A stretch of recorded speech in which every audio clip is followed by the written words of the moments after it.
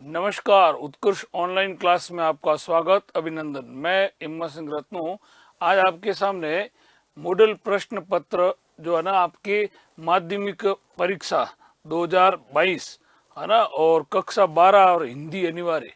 तो हिंदी अनिवार्य का आपके सामने मॉडल प्रश्न पत्र पेश किया जा रहा है। तो देखने आपको किस प्रकार के प्रश्न आते हैं और कैसे आपको करना है। जैसे मॉडल आपके वास्तविक पेपर आएगा ना, वैसा ही एक मॉडल प्रतिरूप के रूप में, प्रतिमान के रूप में आपके सामने एक प्रश्न पत्र है। देखो, ये देखो, माध्यमिक शिक्षा बोर्ड राजस्थान अजमेर माध्यमिक परीक्षा 2022 मॉडल पेपर प्रश्न पत्र और विषय आप हिंदी अनिवार्य। समय याद रखना 2 घंटे 45 मिनट है और पूर्णांक क्या है 80। तो 80 नंबर का आपका पेपर होगा और समय का विशेष ध्यान देना, इस बार आपके 2 घंटे और 45 मिनट है। फिर आपको क्या देखना है, सामान्य जो निर्देश है वो भी आपको पढ़ने ऐसे दिए गए होंगे आपके परीक्षार्थियों के लिए। सामान्य निर्देश, परीक्षार्थी सर्वप्रथम अपने प्रश्न पत्र पर नामांक अनिवार्य रूप से लिखे। 1 नंबर तो आपको जो नामांक है, रोल नंबर है, वो आपको अनिवार्य रूप से लिखना है। दूसरा, सभी प्रश्न करने अनिवार्य, ये भी याद रखना है। और तीसरी जो बात है याद रखना है, प्रत्येक प्रश्न का उत्तर दी गई उत्तर पुस्तिकाओं में ही लिखे। जो आपको निर्धारित उत्तर पुस्तिका होगी ना, उसी में आपको उत्तर देने हैं।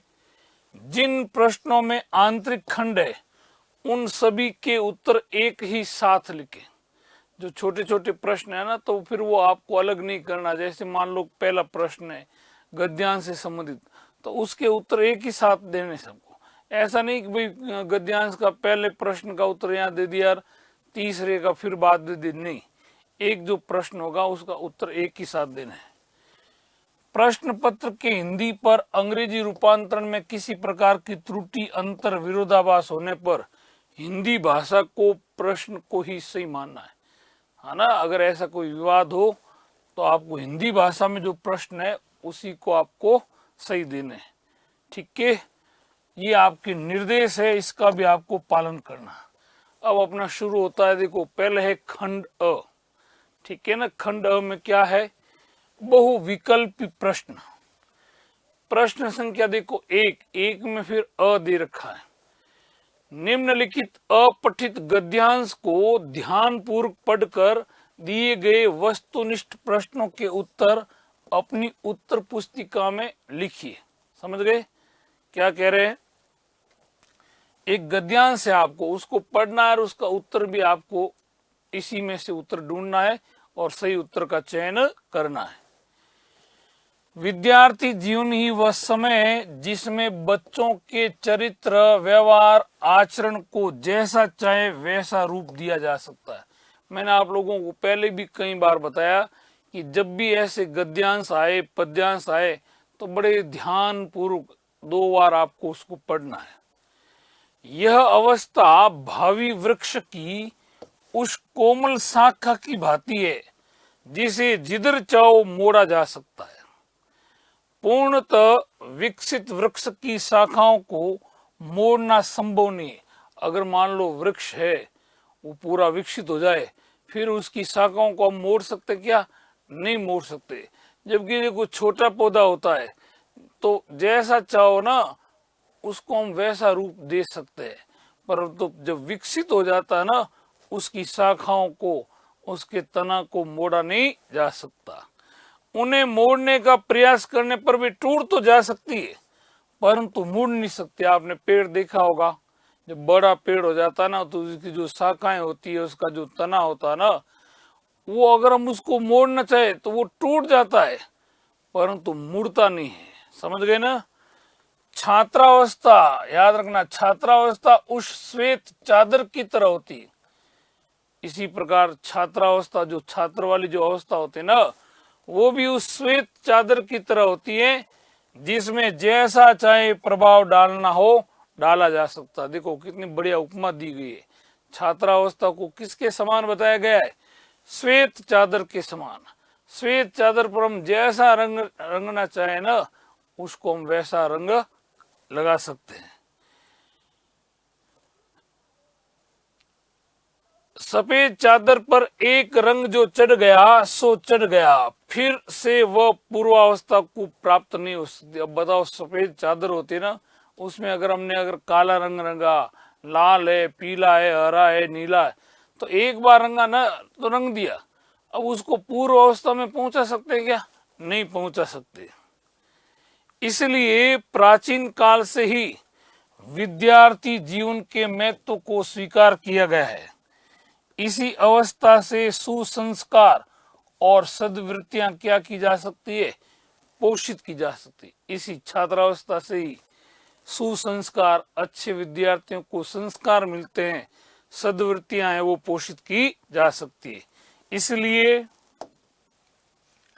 प्राचीन समय में बालक को घर से दूर गुरुकुल में रहकर क्या करना पड़ता था? कठोर अनुशासन का पालन करना अनिवार्य, पालन करना होता था। फिर गुरुकुल जब विद्यार्थियों को भेज देते थे ना, तो वहां पर विद्यार्थियों को क्या किया जाता था? गुरुकुल में रहकर कठोर अनुशासन का पालन करवाया जाता था। उसको पालन करना होता है। तो ये आपकी गद्यांश है। एक बार आप सरसरी नजर से उसको पढ़ लो, दूसरी बार गंभीरता पूर्वक एकाग्रचित्त होकर के पूर्ण मनोवेग के साथ आपको पढ़ना है।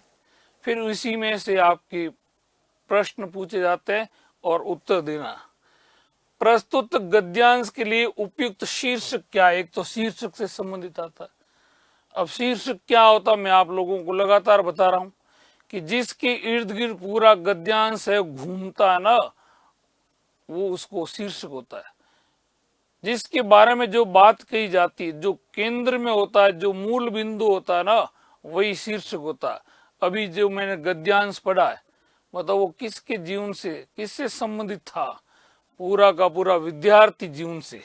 तो देखो, चरित्र और व्यवहार, कठोर अनुशासन, विद्यार्थी जीवन, छात्र एक वृक्ष, तो ये पूरा का पूरा किससे संबंधित था? विद्यार्थी जीवन से संबंधित था। तो सही उत्तर क्या होगा आपके? विद्यार्थी जीवन। कर लोगे? उसके बाद दूसरा देखो, व्यवहार को सुधारने का सर्वोत्तम समय होता है। हमारे आचरण को, हमारे व्यवहार को कब तक सुधारा जा सकता है? प्रौढ़ावस्था, युवावस्था, वृद्धावस्था या छात्रावस्था? कब तक इसमें हम परिवर्तन कर सकते हैं? तो ये छात्रावस्था। छात्रावस्था में हम जैसा चाहे ना अपने व्यवहार को सुधार सकते हैं। उसके बाद में फिर वो जैसा आचरण हो जाता है ना, वो ही रहता है, उसमें फिर परिवर्तन नहीं आता।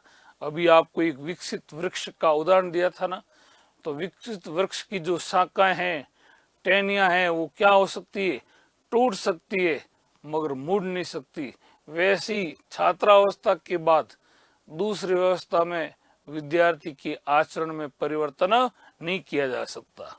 उसके बाद तीसरा देखो,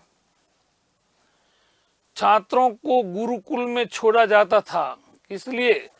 कठोर अनुशासन के लिए, घर से दूर रखने के लिए, अच्छे संस्कार विकसित करने के लिए, इनमें से कोई नहीं। तो अभी लास्ट में था ना वो पंक्तियां, कठोर अनुशासन का पालन करने के लिए विद्यार्थियों को कहाँ छोड़ा जाता था? गुरुकुल में छोड़ा जाता था। ये आपके दिया गया था, इसी को देखकर लिखना है। उसके बाद अगला प्रश्न, छात्रावस्था की उपयुक्त तुलना की गई, किससे तुलना की गई है? विकसित वृक्ष से, सफेद चादर से, अविकसित वृक्ष से, या वृक्ष की विकसित शाखा से? तो अभी मैंने आपको बताया ना, किसके साथ तुलना की गई है छात्रावस्था की? सफेद चादर से। जैसे सफेद चादर पर जो चाहे रंग चढ़ा सकता है ना, वैसा ही छात्रावस्था में छात्र के जीवन में जैसा व्यवहार परिवर्तन कर सकते हैं, जैसे संस्कार दे सकते हैं ना, दे सकते हैं। तो छात्रावस्था किसकी तरह होती है? सफेद चादर की तरह होती है, जिसमें जैसा रंग डाल सकते हैं ना, वैसा रूप हम बना सकते हैं। उसके बाद देखो, इनमें से किस शब्द में उपसर्ग का प्रयोग नहीं किया गया? चार दे रखा है, किस में उपसर्ग का प्रयोग नहीं है? महत्व, सुसंस्कार, अनुशासन और अविकसित। तो भाई ये महत्व है ना, इसमें नहीं है, इसमें तो प्रत्यय है, महत शब्द है और त्व प्रत्यय है। इसमें देखो ये सु उपसर्ग है, सु भी है और सम भी है, कार शब्द है। तो ये देखो दो उपसर्ग हो गए, सु और सम। ये अनुशासन में भी देखो ये अनु उपसर्ग है, अनु और शासन शब्द है, तो ये अनु उपसर्ग हो गया। अविकसित, इसमें भी देखो अ आपके उपसर्ग है। तो भाई किस में नहीं है? तो ये जो महत्व है ना, इसमें उपसर्ग नहीं है, उपसर्ग शब्द के पहले आते हैं और प्रत्यय बाद में आते हैं। तो ये महत शब्द है और त्व प्रत्यय, उपसर्ग नहीं है। जबकि इसमें सु सम है, या अनु है और यहाँ अ है। फिर देखो, प्राचीन काल से किसके जीवन के महत्व को स्वीकार किया गया? बच्चों के, वृक्षों के, बूढ़ों के और विद्यार्थी के। बताओ, ये भी अच्छा प्रश्न है। प्राचीन काल से किसके जीवन के महत्व को स्वीकार किया? किस जीवन के महत्व को? तो अभी है ना, विद्यार्थी के जीवन के, विद्यार्थी के जीवन के महत्व को स्वीकार किया गया। तो ये आपके 6 प्रश्न थे, ठीक है ना, पहले गद्यांश से। तो अगर हम इसको सही करते हैं तो पूरे के पूरे नंबर प्राप्त कर सकते हैं। एक बार आपको ध्यानपूर्वक पढ़ना है और पढ़ करके उसी में से आपको उत्तर लिखने हैं। कर लोगे? तो ये पहला प्रश्न था। पहले प्रश्न में भी अ भाग था। अब अ के बाद देखो दूसरा ब, ये देखो ब आ गया। निम्नलिखित अपठित पद्यांश, अभी पहले तो क्या था, गद्यांश से संबंधित। अब ये अपठित यानी नहीं पढ़ा हुआ, जैसे गद्यांश नहीं पढ़ा हुआ था ना, वैसे ही पहले आपके पद्यांश नहीं पढ़ा गया है, उसको भी हमें ध्यानपूर्वक पढ़कर दिए गए वस्तुनिष्ठ प्रश्नों के क्या देने, आपको सही उत्तर देने।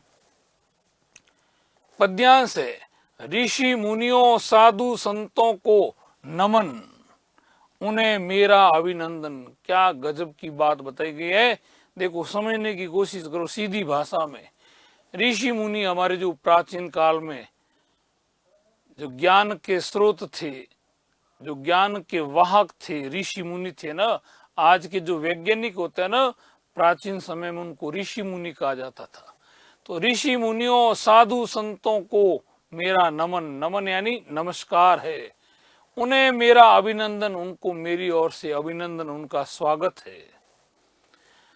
जिनके तप से पूत हुई है भारत देश की स्वर्णिम माटी, जिनके तप, जिन्होंने तपस्या की, जिनकी जो साधना है, उन साधना से पूत, पूत यानी पवित्र, उनकी साधना से क्या पवित्र हुई है? भारत देश की स्वर्णिम माटी।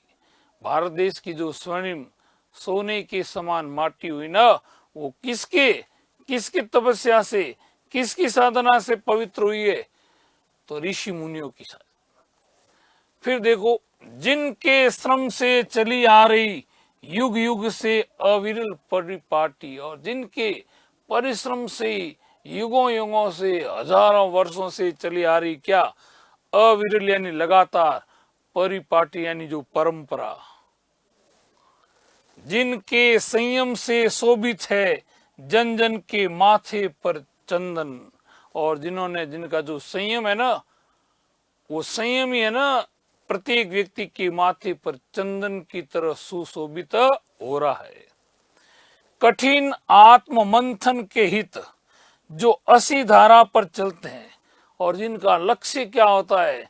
जनता का कल्याण होता है, जिसके लिए वो स्वयं असी धारा, असी यानी तलवार, वो तलवार की धार पर चलते हैं, क्योंकि उनका लक्ष्य क्या होता है? जन जन का विकास, है ना। वो प्रत्येक व्यक्ति के बारे में चिंतन करते हैं। पर प्रकाश हित पिघल पिघल कर मोम दीप सा जलते हैं, और वही प्रकाश रूपी जो भला है, प्रकाश रूपी जो उपकार की जो बात है ना, वही पिघल पिघल करके मोम रूपी दीप के समान वो भी जलते हैं। जैसे मोम जलता ना दीपक में, वैसे ही हमारे ऋषि महर्षि है ना, लोगों को प्रकाशित करने के लिए स्वयं में अपना क्या करते हैं, क्षरण करते हैं, स्वयं त्याग करते हैं, स्वयं साधना करते हैं। किसके लिए? लोकहित के लिए। फिर देखो, जिनके उपदेशों को सुनकर संवर जाए जन जन का जीवन, और जिन्होंने जो उपदेश दिए, साधु संतों ने जो उपदेश दिया ना, उनके उपदेशों को सुन सुन करके क्या हो जाता है, व्यक्तियों का, जन जन प्रत्येक व्यक्ति का जीवन संवर जाता है, सज जाता है, अच्छा हो जाता है। करुणामय है जिनकी वाणी, जिनके चरणों से है पावन। और जिनकी वाणी कैसी है? करुणामय, दया वाली जिनकी वाणी है, और जिनके चरणों से वो भी क्या है, पावन यानी पवित्र है। भारत की ये अमिट कहानी, उनके ही आशीष शुभेच्छा पाने को करता पद वंदन। और उसी के लिए, उनका आशीष पाने के लिए, उनकी शुभ इच्छा को प्राप्त करने के लिए क्या करते हैं, पद वंदन। पद वंदन यानी चरण वंदना। तो ये भी एक पद्यांश है, इसको भी एक बार सीधे सीधे पढ़ लो, फिर अर्थ निकालने की कोशिश करो। और इसमें याद रखना, पद्यांश में कठिन पद्यांश नहीं दिए गए होते हैं, अगर सीधी सीधी भाषा में होता है। अगर थोड़ा सा हम अच्छी तरह से देखते हैं ना, तो आराम से उसको कर सकते हैं। देखिएगा प्रश्न उत्तर। ऋषि मुनि साधु संत नमन करने योग्य क्यों है? क्यों हम इसको नमन करते हैं? धार्मिक विश्वास के कारण, तप श्रम और संयम का आदर्श प्रस्तुत करने के कारण, उच्च शिक्षा का पालन करने के कारण, या देश में धर्म संस्कृति का प्रचार करने के कारण। तो देखो बेटे, बात क्या आई थी, तप है, पहले तप आया था, फिर श्रम आया था, और फिर संयम आया था। इनका हमारे सामने वो आदर्श प्रस्तुत करता है ना, जिसके कारण हम साधु संतों नमन करते हैं, और वो नमन करने के योग्य होते हैं। कर लोगे? उसके बाद देखो, ऋषि मुनि अपनी किन विशेषताओं के कारण वंदनीय? किसके कारण उनकी वंदना की जाती है? सत्य के, अहिंसा, मधुर वाणी, या उपयुक्त सभी के लिए? किसके कारण ऋषि मुनि, किन विशेषताओं के कारण वो वंदनीय है? तो बेटे सभी है, सत्य भी है, अहिंसा है, उनकी मधुर वाणी है। इन सभी विशेषताओं के कारण ऋषि मुनि वंदनीय, हमारे लिए क्या है, वो वंदनीय, वंदना करने के योग्य है। तीसरा देखिएगा, मोम दीप सा जलते हैं पंक्ति में कौन सा अलंकार है? मोम दीप सा, दीपक के समान। तो सा से सी अगर आए ना, तो श्लेष, रूपक, उपमा या अन्योक्ति, तो आपको बताना भाई उपमा अलंकार। सा से सी सम सरिस समान ऐसे आए ना, तो याद रखना, मैंने पहले ही बताया था ना, वो कौन सा अलंकार होगा, वो उपमा अलंकार होगा। उसके बाद देखो,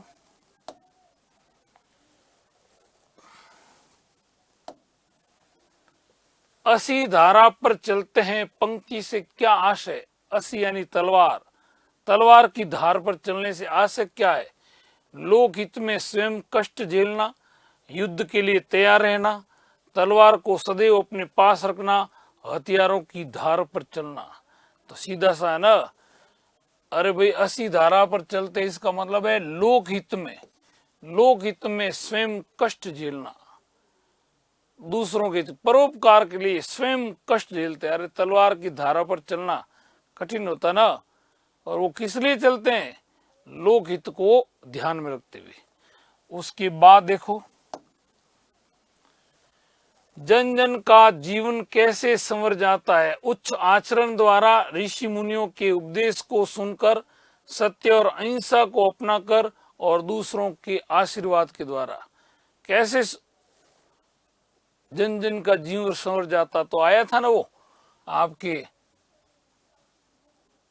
ऋषि मुनियों के उपदेशों को सुनकर, ऋषि मुनियों के उपदेश सुनकर के व्यक्तियों का जीवन सुधर जाता है। और अगला प्रश्न, निम्न में से वाणी का पर्यायवाची कौन सा नहीं है? कौन सा वाणी का पर्यायवाची नहीं है? वचन, उक्ति, सरस्वती और भानु। तो भाई ये भानु नहीं है। ये भानु तो किसका है? ये सूर्य का है। ये किसका है? सूर्य का। बाकी वचन कहो, उक्ति कहो, सरस्वती कहो, ये सब आपके पर्यायवाची। तो बेटे कर लोगे ना, ऐसी कोई तकलीफ नहीं। फिर देखिएगा अगला प्रश्न। कुछ खाली जगह रिक्त स्थान दे रखे हैं और इसमें हमें रिक्त स्थानों की पूर्ति करनी है। कर लोगे? हिंदी भाषा की लिपि क्या लिखोगे? कौन सी लिपि में लिखी जाती है? तो आपको बताना देवनागरी। हिंदी भाषा की लिपि कौन सी है? देवनागरी है। ठीक है ना? ये भी बढ़िया अच्छा प्रश्न। उसके बाद देखो, मन के भावों तथा विचारों को प्रकट करने का माध्यम क्या है? मन के भाव है, विचार है, तो उसको हम क्या कहते हैं? माध्यम भाषा है भाई। वो माध्यम क्या है? भाषा। ये भी अच्छा। उसके बाद फिर देखो, वृत्ति या व्यापार को रिक्त स्थान क्या कहते हैं? वृत्ति या व्यापार, तो उसको याद रखना शब्द शक्ति कहते हैं। क्या बताओगे? शब्द शक्ति। वृत्ति या व्यापार को शब्द शक्ति कहते हैं। और उसके बाद देखो खाली जगह, ये पहली बार आ रहे हैं ऐसी खाली जगह वगैरह, पहले नहीं था। इस बुढ़िया को न सताओ, ये तो नीरी गाय है। इस वाक्य में रिक्त स्थान शब्द शक्ति का चमत्कार है। कौन सी शब्द शक्ति है? तो भाई ये नीरी गाय। बुढ़िया गाय तो हो नहीं सकती है ना। तो गाय का लक्षण क्या होता है? सीधा साधा। तो बुढ़िया कैसी है? सीधा साधा। और ये कौन सी शब्द शक्ति द्वारा? लक्षणा शब्द शक्ति द्वारा बताया गया है। अगला देखो रिक्त स्थान क्या है? जहां एक या अनेक वर्ण की दो या दो से अधिक बार आवृत्ति होती है, वहां कौन सा अलंकार होता है? अरे जब बार बार एक की वर्ण की आवृत्ति होती है ना, तो वो अलंकार है आपके अनुप्रास अलंकार। कौन सा अलंकार है? अनुप्रास अलंकार होता है। ये भी कर लोगे। उसके बाद देखो, मुदित महीपति मंदिर आए, सेवक सचिव सुमंत बुलाए। ठीक है, वाक्य में कौन सा अलंकार है? ये भी अच्छा प्रश्न है। तो यहां भी देखो म स स स, ये भी आपके अनुप्रास अलंकार है। कौन सा अलंकार? तो अनुप्रास अलंकार। तो ऐसे भी कर लोगे, तो ये भी आपकी खाली जगह पूछी जाती है। फिर अगला प्रश्न देखो, निम्नलिखित अति लघुतरात्मक प्रश्नों के उत्तर एक पंक्ति में दीजिए। अत्यंत छोटे उत्तर आपको देना है। ऐसे प्रश्न आपके जिसका उत्तर बिल्कुल छोटा होता है। टेंडर और एक निम्न पारिभाषिक शब्दों के अर्थ, अंग्रेजी के शब्द दिए गए होते हैं, उसको अर्थ। तो पहले दे रखा टेंडर, तो टेंडर का मतलब लिखना निविदा। क्या लिखोगे? निविदा। और एक्यूज यानी आरोप, क्या लिखोगे? आरोप। कर लोगे? उसके बाद देखो चौथा प्रश्न है आपके सामने। इसी में आपके इतिवृत्त शब्द के लिए पारिभाषिक शब्द कौन सा? इतिवृत्त। तो हिस्ट्री शीट कहते हैं। ये हिस्ट्री और ये देखो सीट, इसको हिस्ट्री शीट कहते हैं। कैसी शीट? हिस्ट्री शीट यानी इतिवृत्त। ये याद रखना। रख लोगे? अब अगला प्रश्न आपके सामने है। लाहौर से लौटते वक्त सफिया के सामने सबसे बड़ी समस्या क्या थी? लाहौर से लौट रही थी ना, तो सफिया के सामने सबसे बड़ी समस्या क्या थी? अरे भाई आप लिखोगे लाहौर से लौटते वक्त सफिया के सामने सबसे बड़ी समस्या क्या थी? नमक की पुड़िया थी। क्या समस्या थी भाई? तो आपको लिखना नमक की पुड़िया।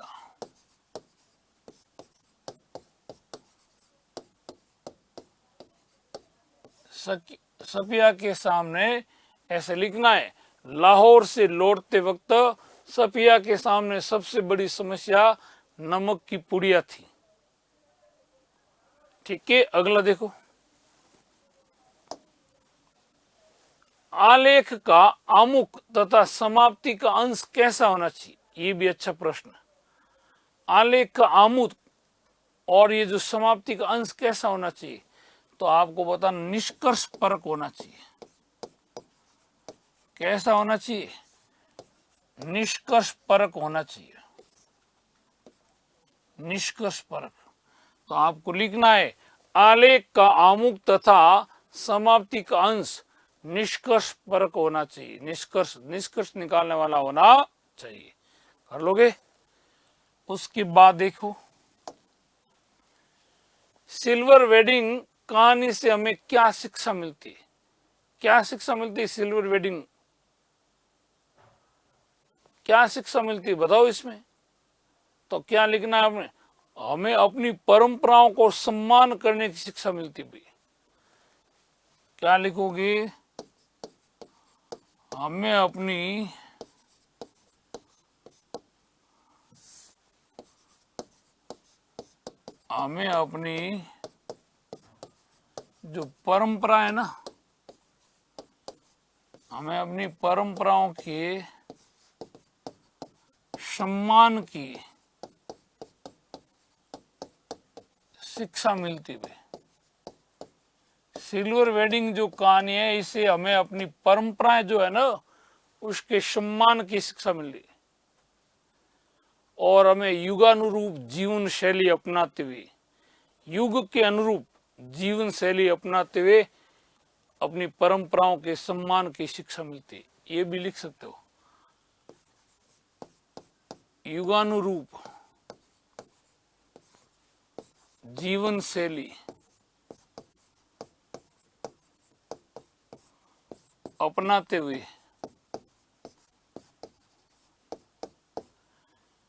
युगानुरूप जीवन शैली अपनाते हुए हमें अपनी परंपराओं के सम्मान की क्या मिलती है? शिक्षा मिलती है। कर दोगे? उसके बाद क्या देखो, किशनदा की कौन सी छवि यशोधर बाबू के मन में बसी हुई थी? जो आपकी आत्मकथा थी ना, आलो अंधारी, उससे लिया गया। तो किशनदा की कौन सी छवि है वो यशोधर बाबू के मन में बसी हुई थी? बताओ क्या लिखोगे? अरे जो सुबह की सैर करने की छवि थी, सुबह की जो सैर करने की शैली, सुबह की जो सैर करने की जो छवि थी ना, वो आपके यशोधर बाबू के मन में बसी हुई थी। तो इसको भी याद रखना। रख लोगे? कोई तकलीफ? बिल्कुल नहीं। उसके बाद देखिएगा, एक उपन्यास है आपके जूझ। जूझ उपन्यास से छात्रों को क्या प्रेरणा मिलती है? ये भी अच्छा प्रश्न आता है। अरे इससे हमें शिक्षा मिलती है कि आत्मविश्वास के साथ संघर्ष करने की शिक्षा मिलती है। क्या लिखोगे? आत्मविश्वास के साथ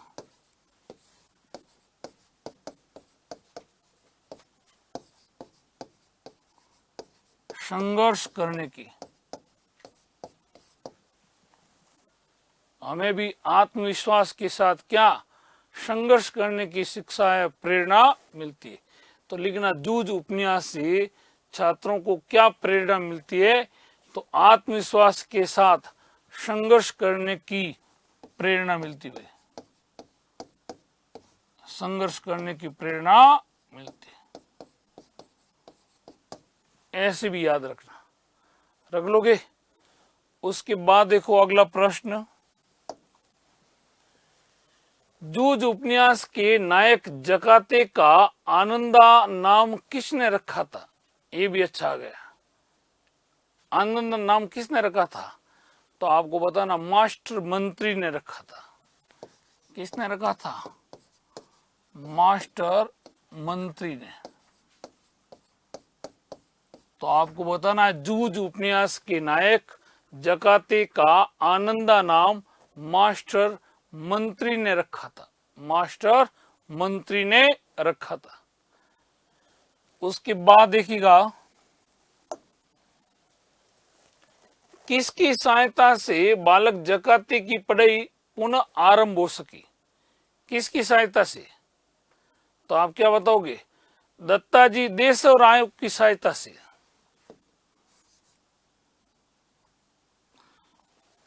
किसकी सहायता से? तो आपको बताना है दत्ताजी देसाई राव।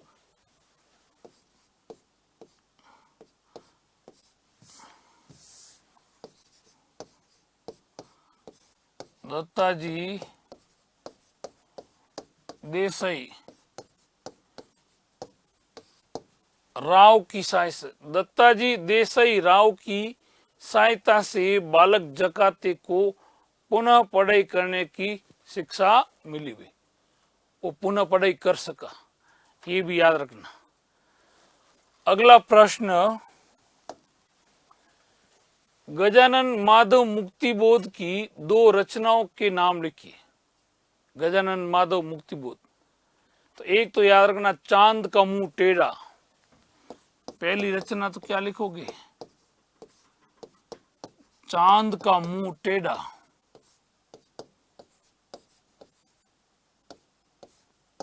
एक तो ये बताना चांद का मुंह टेढ़ा, ये भी अच्छे।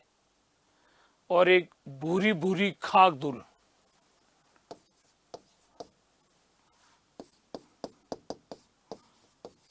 भूरी भूरी खाक धूल,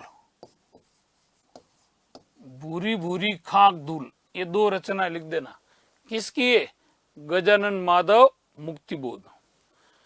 और आपके एक और प्रश्न छोटा सा देखिएगा, फणीश्वरनाथ रेणु का जन्म कब और कहां हुआ? दो प्रश्न। कब हुआ? तो 1926 में पूर्णिया बिहार में। तो फणीश्वरनाथ रेणु का जन्म 26, क्या बताओगे? 26, कौन सा 26 है? 1926, ठीक है। तो ऐसे आपको बताना है 1926 में। कहाँ हुआ था? पूर्णिया, एक बिहार में जिला है पूर्णिया, वहां हुआ था। पूर्णिया बिहार। तो फणीश्वरनाथ रेणु का जन्म 1926 को कहाँ हुआ था? पूर्णिया बिहार में हुआ था। तो ये कुछ आपके छोटे प्रश्न थे। अब देखो अगले बड़े प्रश्न, खंड ब। अभी तो हमने कौन सा किया था? खंड अ। अ के बाद कौन सा प्रश्न आ रहा है? खंड ब।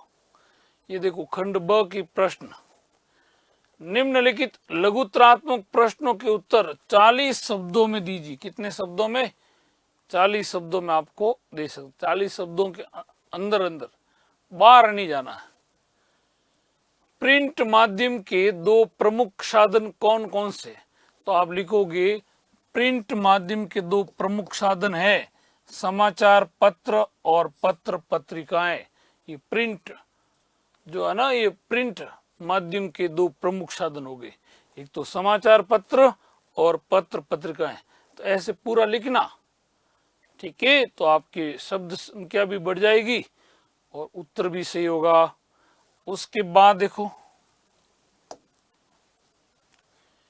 रेडियो समाचार लेखन के स्वरूप या विधि पर प्रकाश डालिए। रेडियो जो समाचार माध्यम है ना, उसका क्या स्वरूप है, उसकी क्या तरीका है? तो बताना रेडियो के लिए समाचार लेखन का स्वरूप समाचार पत्रों से भिन्न होता है। रेडियो बुलेटिन में अखबार के इंट्रो जितनी या उससे कुछ बड़ी खबरें ही दी जाती है।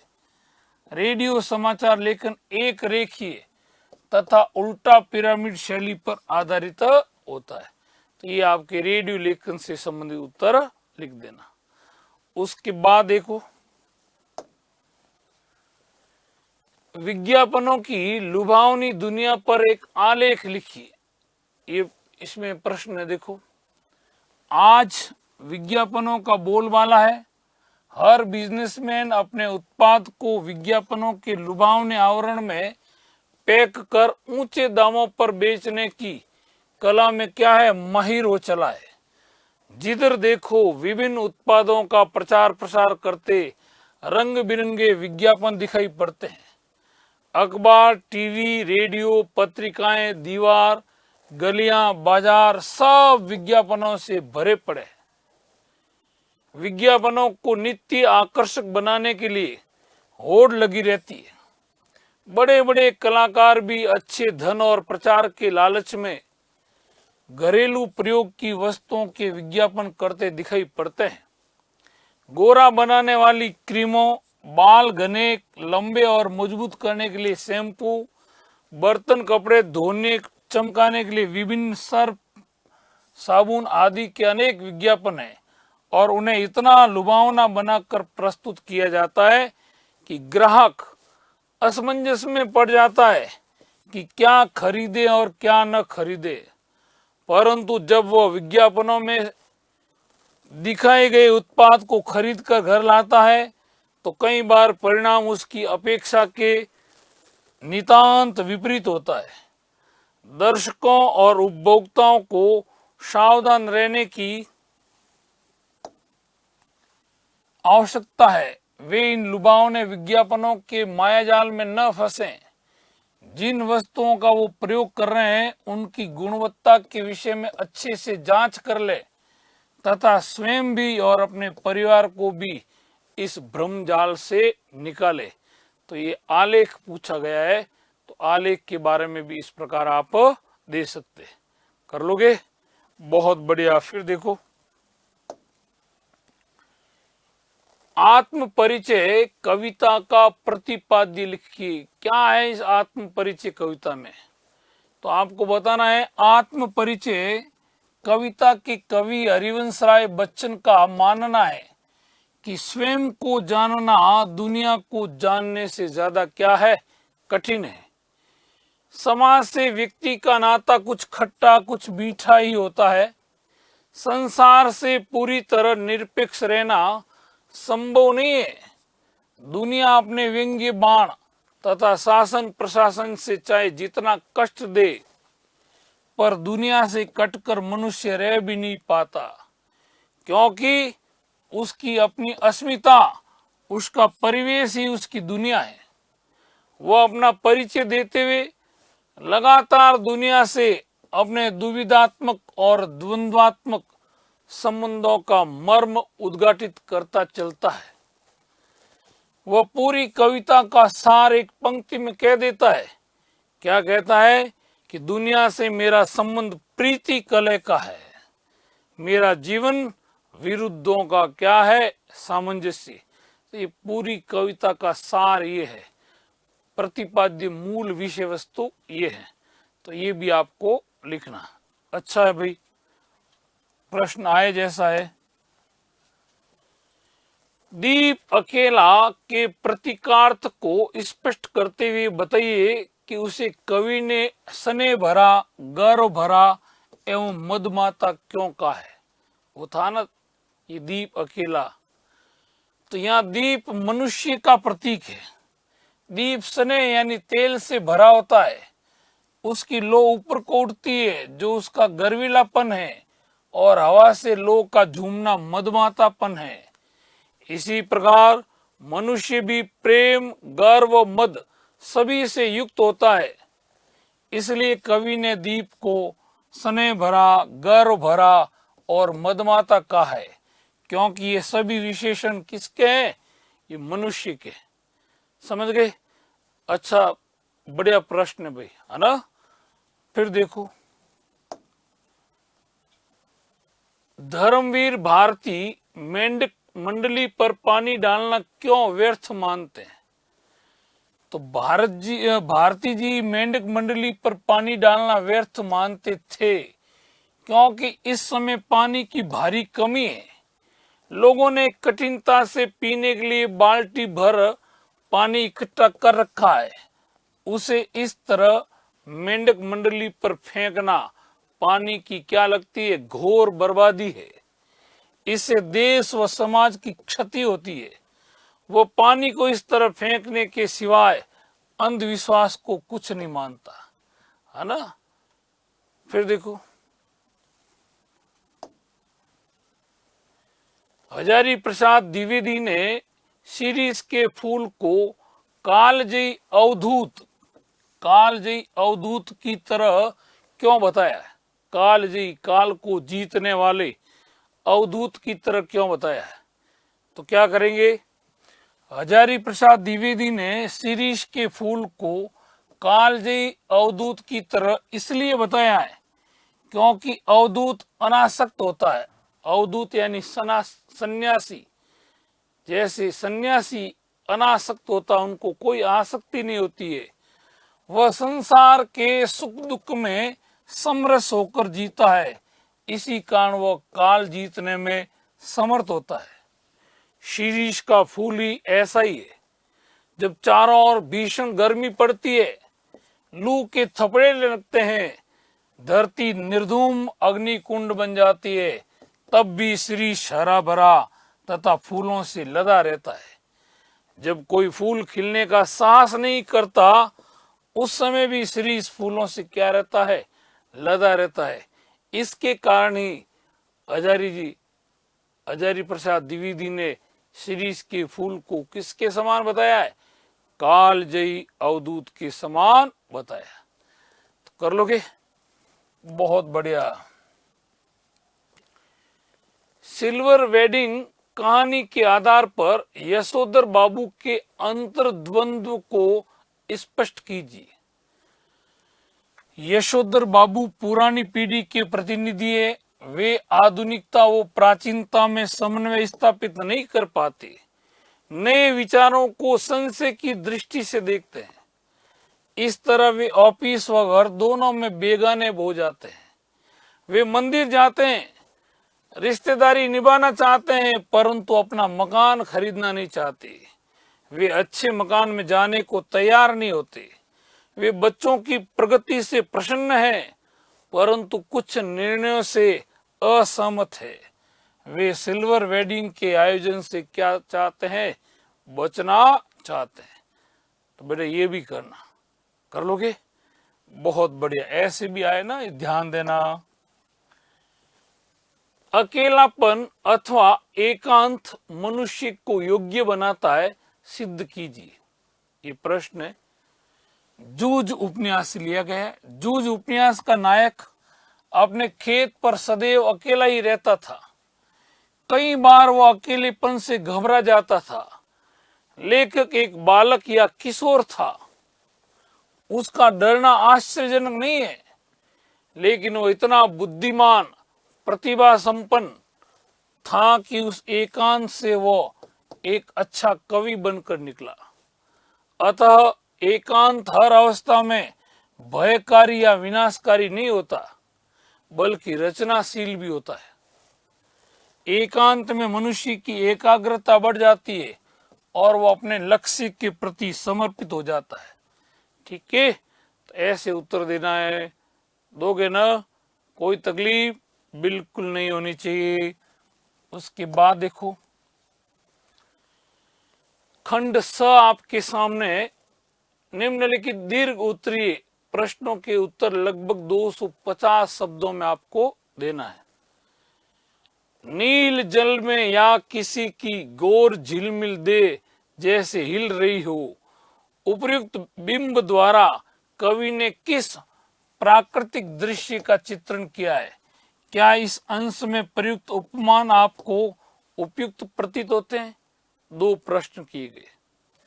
पहला तो ये कि इस अंश में जो उपमान है आपको कैसे लगते हैं और किस प्राकृतिक दृश्य का चित्रण किया गया है। तो उत्तर आपको क्या देना, देखो, इस शब्द चित्र द्वारा कवि शमशेर बहादुर सिंह ने प्रातःकालीन आकाश के दृश्य को साकार करना चाहे। प्रातःकालीन आकाश, सूर्योदय से पहले आकाश में कुछ समय के लिए पीला प्रकाश दिखाई देता है।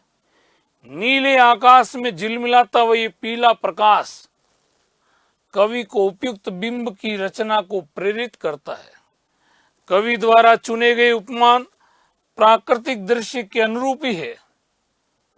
नीला आकाश, नीला जल और पीला प्रकाश जल में झिलमिलाती किसी गोरी रमणी की देह है। निरंतर होते दृश्य परिवर्तन को कवि ने हिलती शब्द द्वारा व्यक्त किया है। अतः इस बिंब में प्रयुक्त उपमान दृश्य के अनुरूप और उसमें पूर्णता तथा प्रभाव उत्पन्न करने वाले हैं। तो भाई ये आपको उषा जो कविता है ना, उसके आधार पर उत्तर लिखना है। फिर अगला देखो क्या प्रश्न है। ये आपके अथवा में दिए गए, चाहे वो प्रश्न करो या उसके स्थान पर जो दूसरा प्रश्न करो। दूसरा क्या है? कैमरे में बंद अपाहिज करुणा के मुखौटे में छिपी क्रूरता की कविता है, कविता की समीक्षा कीजिए। वो तो आप उषा कविता से संबंधित था। ये कैमरे में बंद अपाहिज क्या बताया गया है? ये कविता अपनेपन की भावना में छिपी क्रूरता को व्यक्त करती है। सामाजिक उद्देश्यों के नाम पर अपाहिज की पीड़ा को जनता तक पहुंचाया जाता है। ये कार्य ऊपर से करुणा भाव को दर्शाता है, परंतु इसका वास्तविक उद्देश्य कुछ और ही होता है। संचालक अपाहिज की अपंगता दिखाता है। वह एक रोचक कार्यक्रम बनाना चाहता है ताकि उसका कार्यक्रम जनता में लोकप्रिय हो सके। उसे अपंग की पीड़ा से कोई लेना देना नहीं है। ये कविता ये बताती है कि दूरदर्शन पर दिखाए जाने वाले इस प्रकार के अधिकांश कार्यक्रम कारोबारी दबाव के कारण संवेदनशील होने का दिखावा करते हैं। इस तरह दिखावटी अपनेपन की भावना क्रूरता की सीमा तक क्या होती है? पहुंच जाती है। ठीक है, तो ये भी आपके अथवा में पहला प्रश्न दो रूप में दिया गया है, एक करना आपको ध्यान देना। अगला देखो, भक्तिन पाठ के आधार पर भक्तिन की तीन विशेषताएं बताइए। भक्तिन है ना महादेवी वर्मा का जो संस्मरण है ना, उसके आधार पर तीन विशेषताएं। तो भक्तिन की तीन विशेषताएं निम्नलिखित है। नंबर एक क्या है? जुझारू प्रवृत्ति। भक्तिन जुझारू महिला थी। उसने कठिन परिस्थितियों का डटकर सामना किया। शादी के बाद ससुराल में मेहनत से खेतीबाड़ी की। पति की मृत्यु के बाद बेटियों की शादी की। समाज के भेदभावपूर्ण व्यवहार का क्या क्या कड़ा विरोध किया। नंबर एक। नंबर दो लिखना सेवा भाव। भक्तिन महादेवी की सेविका थी। वह छाया के समान हर समय महादेवी के साथ रहती थी। महादेवी के कार्य को खुशी से करती थी। तीसरा है भाग्य से पीड़ित। भक्तिन मेहनती थी, परंतु भाग्य उसके सदैव विपरीत रहा। बचपन में मां की मृत्यु हो गई थी। विमाता का दंश, ये दंश है, उसे हमेशा झालता रहता था। ससुराल में उनकी तीन पुत्रियों का जन्म देने के कारण उपेक्षा मिली। पति की अकाल मृत्यु हुई। फिर दामाद की मृत्यु व परिवार के षड्यंत्र ने इसे तोड़ कर रख दिया। तो ये तीन विशेषता, जुझारू थी, सेवा भाव वाली महिला थी और भाग्य से पीड़ित थी। तो ये तीन विशेषताएं किसकी? भक्तिन की बता सकते हो।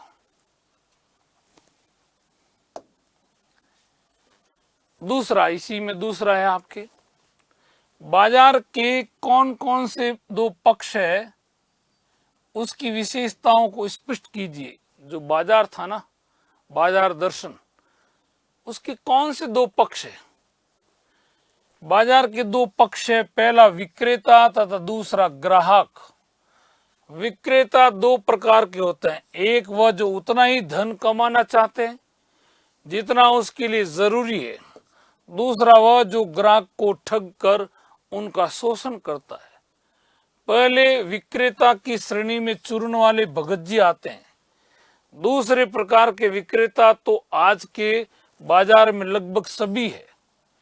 ग्राहक भी तीन प्रकार के होते हैं। एक वह जो अपनी आवश्यकताओं को जानकर बाजार जाते हैं। दो वह जो नहीं जानते हैं कि उनकी क्या आवश्यकता है और बाजार के आकर्षण में फंसकर अनावश्यक सामान ले खरीदते हैं। और तीसरा वह जो बाजार में अनिश्चय का शिकार होकर कुछ भी नहीं खरीद पाते हैं और खाली हाथ लौट आते हैं। तो आपको विक्रेता भी बताना है और ग्राहक की बताना है। विक्रेताओं के भी प्रकार बताने और ग्राहकों के प्रकार भी बताने। ये दोनों पक्षों को उजागर करना है।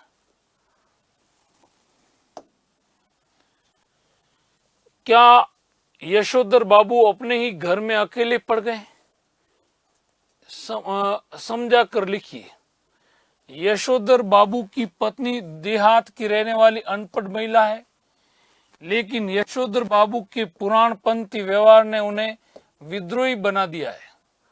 अतः वह अपनी पुत्री और तीनों पुत्रों के अनुसार ही रहना पसंद करती है। उनके आदर्शवादी स्वभाव के कारण उनकी संतान उनकी उपेक्षा करती है। उनसे बिना पूछे कुछ भी करने को तैयार हो जाती है, चाहे उसे अपने पिता का अपमान भी करना पड़े। बच्चे उनके बिना पूछे घर में सोफा, फ्रिज और टीवी जैसे आधुनिक सुख सुविधाओं की चीजें ले आते हैं। उनकी पत्नी बाल कटवाकर आधुनिक ढंग के कपड़े पहनती है। यहाँ तक कि उनकी पुत्री भी आधुनिक ढंग से रहना अच्छा समझती है तथा विदेश में जाकर पढ़ना चाहती है। इस प्रकार घर का हर सदस्य अपने मन के अनुसार रहता है और यशोधर बाबू को अपने ही घर में घोर उपेक्षा और अपमान सहकर बिल्कुल असहाय और अकेले ही रहना पड़ता है। इस कारण कभी कभी वो सोचते हैं, क्या यह बेटर नहीं होता कि किशनदा की तरह घर गृहस्थी का बवाल ही न पाला जाता। कभी कभी ये भी चिंतन करते। ठीक है, फिर देखो ये प्रश्न या उसका दूसरा, दो प्रश्नों में से एक करना। ठीक है, प्रत्येक दो प्रश्न में से एक करना होता। कविता के प्रति लगाव से पहले और उसके बाद अकेलेपन के प्रति लेखक की धारणा में क्या बदलाव आया? जूझ पाठ के आधार पर लिखिए। तो क्या उत्तर दोगे? कविता के प्रति लगाव से पहले लेखक को ढोर पशुओं को चराते हुए, पानी लगाते हुए, दूसरे काम करते हुए अकेलापन बहुत खटकता था। उसे ऐसा लगता था कि कोई न कोई हमेशा साथ में होना चाहिए। उसे किसी के साथ बोलते हुए, गपशप करते हुए, हंसी मजाक करते हुए काम करना अच्छा लगता था। कविता के प्रति लगाव के बाद उसे अकेलेपन से ऊब नहीं होती। अब वह स्वयं से ही खेलना सीख गया। पहले की अपेक्षा अब उसे अकेला रहना अच्छा लगने लगा। इस स्थिति में वह ऊंची आवाज में कविता गा सकता था, वह अभिनय भी कर सकता था, वह थुई थुई करके नाच भी सकता था। इस तरह अब उसे अकेलापन क्या देने लगा? आनंद देने लगा था। तो ये जूझ पाठ जो आपने पढ़ा ना, उसके आधार पर दे सकते हो। उसके बाद फिर देखो, आलोक धनवा का कवि परिचय लिखिए। एक आपके कवि परिचय से संबंधित भी प्रश्न आता है। कैसे देखो, कैसे शुरुआत करोगे? आलोक धनवा का 7वें 8वें दशक के बहुचर्चित कवि है। इनका जन्म 1948 में बिहार के मुंगेर जिले में हुआ था। इनकी साहित्य सेवा के कारण इन्हें राहुल सम्मान मिला था। बिहार राष्ट्र भाषा परिषद ने इन्हें साहित्य सम्मान से सम्मानित किया। इन्हें बनारसी प्रसाद भोजपुरी सम्मान वह पहल सम्मान से भी नवाजा गया। ये पिछले 2 दशकों से देश की विभिन्न हिस्सों में सांस्कृतिक और सामाजिक कार्यकर्ता के रूप में सक्रिय रहे हैं। इन्होंने जमशेदपुर में अध्ययन मंडलियों का संचालन किया। इनकी रचनाएं देखिएगा। इनकी पहली कविता जनता का आदमी सन 1972 में प्रकाशित हुई, पहली कविता।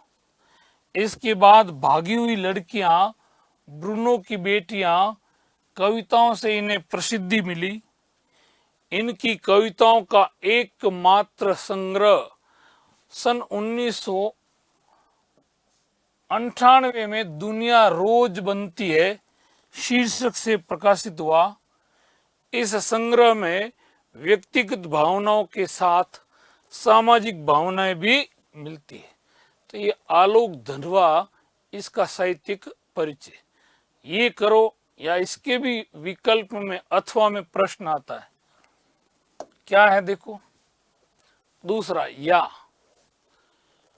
फणीश्वरनाथ रेणु का लेखक परिचय लिखिए। फणीश्वरनाथ रेणु हिंदी साहित्य में आंचलिक उपन्यासकार के रूप में प्रतिष्ठित कथाकार फणीश्वरनाथ रेणु का जन्म 4 मार्च 1921 को बिहार के 21 को नहीं 26 को भी, क्या बताओगे, 26 है, बिहार के पूर्णिया जिले में अब जो अरैया के है ओरई हिंगना गांव में हुआ था। इन्होंने 1942 ईस्वी के भारत छोड़ो आंदोलन में बढ़ चढ़कर भाग लिया और सन 1950 में नेपाली जनता को राजशाही से दमन करने से मुक्ति दिलाने के लिए भरपूर योगदान दिया। इनकी साहित्यिक साधना व राष्ट्रीय भावना को देखते हुए भारत सरकार ने इन्हें पद्मश्री से अलंकृत किया। 11 अप्रैल 1977 को पटना में इनका देहावसान हो गया। रचनाएं देखो। हिंदी कथा साहित्य में रेणु का प्रमुख स्थान है। इनकी रचनाएं निम्नलिखित है। पहले इनके उपन्यास बताना है। उपन्यास देखिएगा, मेला अंचल, परती परी कथा, दीर्घ तपा, कितने चौराहे। और कहानी देखो, इनका कहानी संग्रह ठुमरी, अग्निखोर, आदिम रात्रि की महक, एक श्रावणी दोपहरी की धूप, ये इनके कहानी संग्रह है। संस्मरण इनके ऋण जल, धन जल, वन तुलसी की गंध, श्रुत अश्रुत पूर्व, रिपोर्ट ताज, हर क्षेत्र में इन्होंने लेखनी चलाई। नेपाली क्रांति कथा, इनकी तमाम रचनाएं 5 खंडों में रेणु रचनावली के नाम से क्या है, प्रकाशित है। ये आपके फणीश्वरनाथ रेणु का परिचय हो गया, कर लोगे। उसके बाद देखो खंड द, देखो पहले अ खंड, फिर ब, श, अब कौन सा द में क्या देखो, निम्नलिखित पद्यांश की सप्रसंग व्याख्या कीजिए। एक तो गद्यांश दिया जाता है और एक पद्यांश, और सप्रसंग व्याख्या करनी होती है। क्या है, पढ़ाया हुआ पाठ में से है। मैं निज उर के उद्गार लिए फिरता हूँ, मैं निज उर के उपहार लिए फिरता हूँ, है ये अपूर्ण संसार न मुझको भाता, मैं स्वप्नों का संसार लिए फिरता हूँ। मैं जला हृदय में अग्नि दहा करता हूँ, सुख दुख दोनों में मग्न रहा करता हूँ। जग भव सागर तरने को नाव बनाए और मैं भव मौजों पर मस्त बहा करता हूँ। हजारी प्रसाद द्विवेदी की, है ना, हजारी नहीं, हरिवंश राय बच्चन की आत्म परिचय। क्या है देखो, संदर्भ तथा प्रसंग। प्रस्तुत काव्यांश हमारी पाठ्य पुस्तक में संकलित कवि हरिवंश राय बच्चन की कविता आत्म परिचय से लिया गया है। ये लिखना आपको। इस अंश में कवि कह रहा है कि वह अपनी कविता द्वारा सभी के कल्याण की कामना करता रहता है। वह अपने स्वप्नों के संसार में मग्न रहता है। वह सुख दुख को समान भाव से ग्रहण करते हुए मस्तिष्क के साथ जीवन बिताया करता है। अब ये तो था आपके सप्रसंग। अब आपकी व्याख्या क्या है? कवि कहता है कि मैं अपने हृदय के भावों को अपनी कविता द्वारा व्यक्त करता रहता हूँ। मेरी कविता में सारे संसार के कल्याण की भावना रहती है। ये संसार को मेरा प्रेम उपहार है। मेरी दृष्टि में ये संसार अधूरा है, जो मुझे प्रिय नहीं है। इसलिए मैं अपने सपनों के संसार में डूबा रहता हूँ, जहाँ कोई चिंता और अभाव नहीं है। यद्यपि संसार के कष्ट, अभाव और दुख दर्द उसके मन को निरंतर जलाते हैं, परंतु उसके लिए सुख दुख दोनों क्या है? समान है। लोग इस संसार को माया और भ्रम मानकर इस संसार रूपी सागर से पार होने के उपाय किया करते हैं। वे पुण्य कार्यों को नाव बनाकर संसार से मुक्ति चाह करते हैं। लेकिन कवि कह रहा है, लेकिन कवि मस्ती के साथ संसार सागर की लहरों पर बहता रहता है।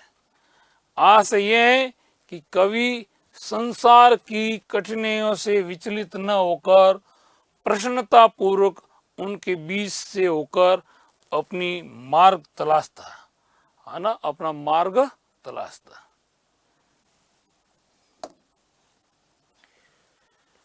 तीन बातें लिखनी, एक तो प्रसंग, तो प्रसंग हो गया, फिर व्याख्या हो गई, तीसरा विशेष। विशेष में क्या लिखोगे? यह संसार अपूर्ण है, इसमें प्रेम नहीं है, ये स्थायी नहीं है, इसमें अभाव, चिंताएं और ईर्ष्या, द्वेष है। अतः कवि को यह संसार अच्छा नहीं लगता। वो अपने सपनों के संसार में से भरे हुए संसार में जीना चाहता। नंबर एक, कोई भी दो तीन आपको लिखना है। भाषा सरल, प्रभावपूर्ण तथा परिमार्जित खड़ी बोली है। मन मौजों पर मस्त में अनुप्रास और भवसागर में रूपक अलंकार है। काव्यांश शांत रस की अनुभूति कराता है।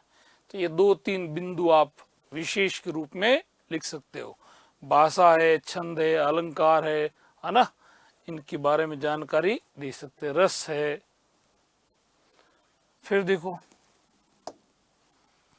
ये देखो अथवा में दूसरा, चाहे वो पद्यांश करो या दूसरा सप्रसंग व्याख्या। भोर का नभ, देखो प्रात नभ था बहुत नीला शंख जैसे। भोर का नभ राख से लिपा हुआ चौका अभी गीला पड़ा है। बहुत काली सिल जरा से लाल केसर से कि जैसे धुल गई हो। स्लेट पर या लाल खड़िया चौक मल दी हो किसी ने। जो उषा कविता थी ना, शमशेर बहादुर सिंह, वहां से लिया गया पद्यांश। देखो, प्रसंग व संदर्भ। प्रस्तुत पद्यांश हमारी पाठ्य पुस्तक आरोह भाग 2 में संकलित उषा कविता से लिया गया है। इसके रचयिता प्रसिद्ध प्रयोगवादी कवि शमशेर बहादुर सिंह है। कविता में कवि ने सूर्योदय से पहले के वातावरण का सुंदर चित्रण उकेरा है। इस अंश में सूर्योदय का मनोहारी वर्णन किया गया है। व्याख्या क्या, देखो, कवि बताता है कि सुबह का आकाश ऐसा लगता है मानो नीला शंख हो। दूसरे शब्दों में, इस समय आसमान शंख के समान गहरा नीला लगता है। वह पवित्र दिखाई देता है। वातावरण में नमी प्रतीत होती है। सुबह सुबह आकाश ऐसा लगता है मानो राख से लिपा हुआ कोई चौका हो। ये चौका नमी के कारण गीला लगता है। कवि प्रातःकालीन आकाश का वर्णन करते हुए कहता है कि सूर्य क्षितिज से ऊपर उठता है तो हल्की लालिमा की रोशनी फैल जाती है। ऐसा लगता है कि काली रंग की सिल को लाल केसर से किसी ने धो दिया हो। अंधेरा काली सिल तथा सूरज की लाली केसर के समान लगती है। इस समय आकाश ऐसा लगता है मानो काली स्लेट पर किसी ने लाल खड़िया मिट्टी मल दिया हो। अंधेरा काली स्लेट के समान व सुबह की लालिमा लाल खड़िया चौक के समान लगती है। विशेष बात क्या है? कवि ने प्रकृति का मनोहारी चित्रण किया है। नंबर 1, शंख जैसे में उपमा अलंकार है। सहज व सरल शब्दों का प्रयोग किया गया है। ग्रामीण परिवेश सजीव हो उठता है और नए उपमानों का प्रयोग है। तो ये कुछ विशेष बातें भी हो गई। उसके बाद देखो, निम्नलिखित गद्यांश की सप्रसंग व्याख्या कीजिए। वसंत के आगमन के समय जब सारी वनस्थली पुष्प पत्र से मर्मारित होती रहती है, शीरीष के पुराने फल बुरी तरह खड़खड़ाते हैं। मुझे उनको देखकर उन नेताओं की बात याद आती है जो किसी प्रकार जमाने का रुख नहीं पहचानते और जब तक नई पौध के लोग उन्हें धक्का मारकर निकाल नहीं देते तब तक जमे रहते हैं। उत्तर देना आपको, ये भी व्याख्या है 3 तरह से। प्रसंग व संदर्भ। प्रस्तुत गद्यांश आचार्य हजारी प्रसाद द्विवेदी के शीरीष के फूल शीर्षक निबंध से लिया गया है। लेखक ने बसंत ऋतु के आने पर प्रकृति में हुए परिवर्तनों के विषय में चर्चा की है। व्याख्या। द्विवेदी जी कहते हैं कि वसंत ऋतु आने पर पादपों पर नए पत्ते और फूल आते हैं। तब वन के सभी क्षेत्रों में पेड़ पौधों से पुराने पत्ते झड़ गए हैं। सूखे पत्तों की मरमर ध्वनि सुनाई देने लगती है। तब भी शीरीष के पुराने सूखे फूल खड़खड़ की आवाज करते टहनियों पर जमे रहते हैं। लेखक कहता है कि सूखने पर भी इस प्रकार अपने स्थान पर जमे रहने वाले शीरीष के फूलों को देखकर मुझे उन बूढ़े नेताओं की याद हो आती है जो समय के रुख और परिवर्तन की ओर ध्यान नहीं देते। अब जमाने का रुख ये है कि नए के आने पर पुराने स्थान छोड़ दे, किंतु वे बूढ़े नेता उस परिवर्तन की ओर ध्यान नहीं देते और पद नहीं छोड़ते। नई पीढ़ी के लोग जब उन्हें धक्का देकर अर्थात विरोध करते हैं तभी वे पद छोड़ते हैं। और विशेष बात क्या है देखो, शीरीष के फूलों को याद करके लेखक ने लोभी पुराने नेताओं पर क्या किया गया है? व्यंग्य किया है। नंबर 2, भाषा सरल सरस तत्सम प्रदान है और शैली कैसी है? व्यंग्यात्मक शैली है। तो ये भी आप विशेष में दे सकते हो। दे दोगे ना? फिर देखो इसी में दूसरा, पहला गद्यांश की पहली व्याख्या, दूसरी देखो। जाड़े का दिन, अमावस्या की रात ठंडी और काली, मलेरिया और हैजे से पीड़ित गांव भयार्थ शिशु की तरह थर थर कांप रहा था। पुरानी और उजड़ी बांस फूस की झोपड़ियों में अंधकार और सन्नाटे का सम्मिलित साम्राज्य, अंधेरा और निस्तब्धता। अंधेरी रात चुपचाप आंसू बहा रही थी। निस्तब्धता के करुण सिसकियों और आहों को बलपूर्वक अपने हृदय में ही दबाने की चेष्टा कर रही थी। ठीक है ना? पहलवान की ढोलक जो पाठ है ना, उससे लिया गया है। प्रसंग व संदर्भ। प्रस्तुत गद्यांश हमारी पाठ्य पुस्तक आरो की बहुचर्चित आंचलिक कहानी पहलवान की ढोलक से लिया गया है। इसके लेखक हिंदी साहित्य में आंचलिक उपन्यासकार के रूप में प्रतिष्ठित कथाकार फणीश्वरनाथ रेणु हैं। गांव में मलेरिया तथा हैजे जैसी महामारी फैली हुई थी और लोगों के मरने के कारण चारों ओर भय और विलाप छाया था। उस पर अंधेरी रात थी, चारों ओर शांति छाई हुई थी, मनुष्य तो क्या, प्रकृति भी महामारी के विनाश के कारण क्या कर रही थी, विलाप कर रही थी। ये तो प्रसंग संदर्भ हो गया। अब व्याख्या देखो। गांव में महामारी के फैलने से चारों ओर मृत्यु का साम्राज्य था। लोग एक डरे हुए शिशु के समान थर थर कांप रहे थे। जाड़ों का मौसम होने के कारण गांव में शांति थी। अमावस्या की रात में चंद्रमा के न होने से चारों ओर अंधकार था। सर्दी का मौसम होने के कारण रात एकदम क्या थी, ठंडी थी। मलेरिया व हैजे जैसी महामारी के कारण लोगों की मृत्यु हो रही थी, जिस कारण पूरे गांव में भय छाया हुआ था। गांव में पुरानी व टूटी फूटी बांस की झोपड़ियां थी। महामारी से होने वाली मौतों के कारण उनमें अंधेरा तथा सन्नाटा था। मृत्यु ने उन झोपड़ियों को सूना कर दिया था। झोपड़ियों में प्रकाश करने वाला तथा गति उत्पन्न करने वाला कोई नहीं था। गांव उजाड़ व सूना हो गया था। ओस की टपकने पर ऐसा लगता था मानो अंधेरी रात गांव के दुख से व्याकुल होकर आंसू बहा रही थी। गांव में शांति थी। दुख के कारण लोग दबी दबी सिसकियां ले रहे थे, आए भर रहे थे। ये आए और सिसकियां भी स्पष्ट नहीं थी। भीतर ही भीतर अपने दुख से ग्रामीण जनता क्या थी, दुखी थी। प्रकृति व मानव दोनों ही शिशु के समान महामारी के भय व विनाश से क्या थे, त्रस्त थे। दुख भी साकार रूप में प्रकट होने से डर रहा था। ये तो थी व्याख्या, विस्तार बतिया। अब आपको क्या है, विशेष क्या है, संस्कृत शब्दों से युक्त भाषा खड़ी बोली है। रात ठंडी, बांस फूस जैसे सामासिक पदों का प्रयोग किया गया है और महामारी से पीड़ित गांव की व्यथा का क्या है, वर्णन है। तो ये कर लोगे ऐसे, बहुत बढ़िया, अति सुंदर। उसके बाद देखो,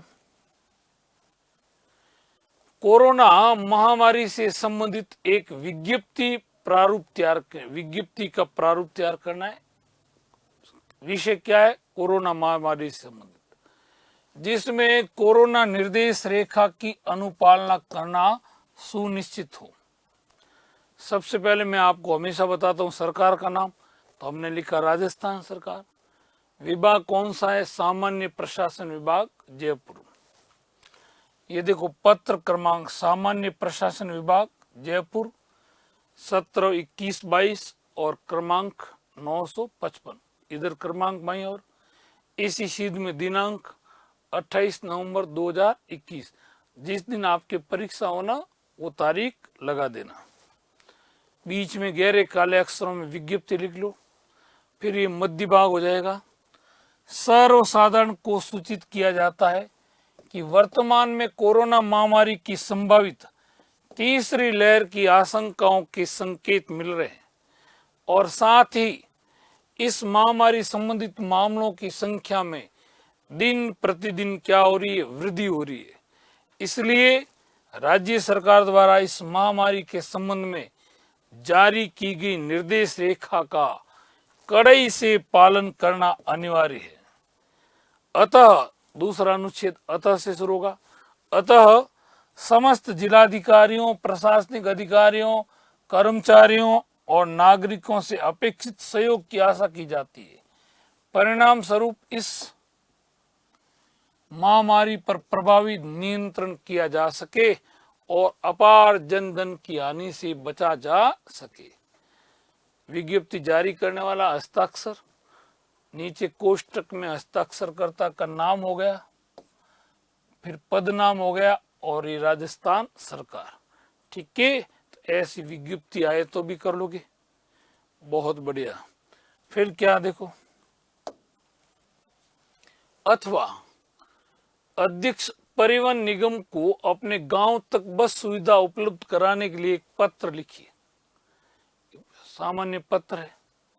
सेवा में अध्यक्ष महोदय, परिवहन निगम कार्यालय जयपुर, विषय क्या है? शहरी गांव तक बस सेवा उपलब्ध कराने के संबंध में।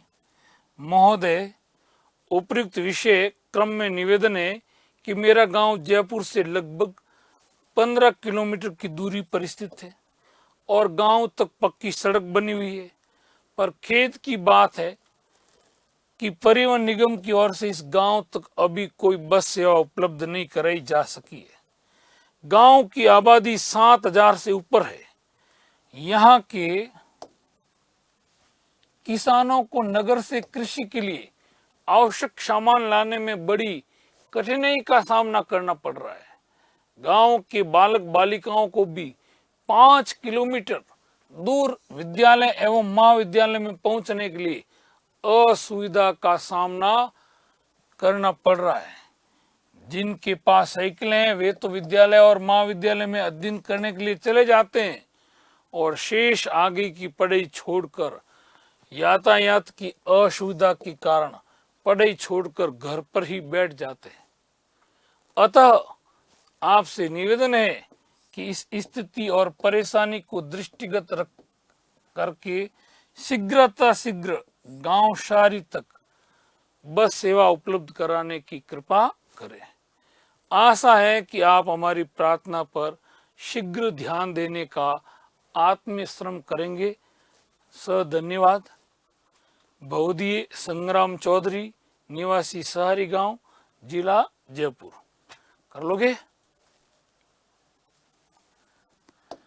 अब फिर देखो क्या है। अंतिम प्रश्न आपके निबंध से संबंधित आता है। निम्नलिखित विषयों में से किसी एक विषय पर सारगर्भित निबंध आपको लिखना। शब्द सीमा 300 है, यानी 30 पंक्तियों में लिखना है। नंबर 1, हिंदी हमारी राष्ट्रभाषा, चाहे इस पर लिखो। स्त्री सशक्तिकरण और शिक्षा, सूचना एवं संचार की बांक क्रांति, इंटरनेट, और राजस्थान में गहराता जल संकट। इन चारों में से किसी एक पर आपको निबंध लिखना। मैं तो आपके सामने चारों रख रहा हूं, मगर आपको किसी एक विषय पर निबंध देना है। देखिएगा, पहला थोड़ा आपको हिंदी हमारी राष्ट्रभाषा। प्रस्तावना। राष्ट्र ध्वज और राष्ट्रगान के समान ही राष्ट्रभाषा भी एक स्वतंत्र राष्ट्र के गौरव का प्रतीक होती है। कैसी लज्जा का विषय है कि देश को स्वतंत्र अर्ध शताब्दी से भी अधिक बीत चुकी है और आज भी राष्ट्र परई भाषा की बात करना गौरव का विषय समझता है। क्या हमारी कोई राष्ट्रभाषा नहीं है? भारत में भाषा संबंधी स्थिति, भारत एक विशाल राष्ट्र है।